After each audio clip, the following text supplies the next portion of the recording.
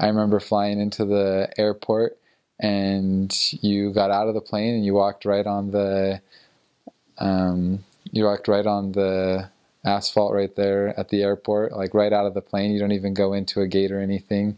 And then there's a bus that comes and picks you up and takes you to the airport.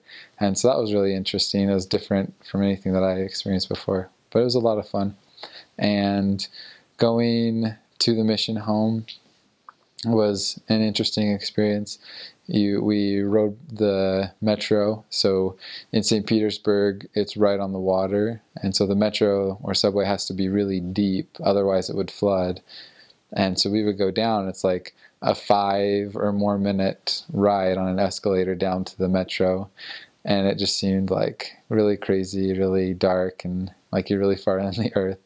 It was a lot of fun though. There were so many people, and they just told us to talk to as many people as we could, and so we tried to, visit with everyone. They paired us up with a missionary who had been in Russia for 18 to 20 months that could help us if obviously we would need it.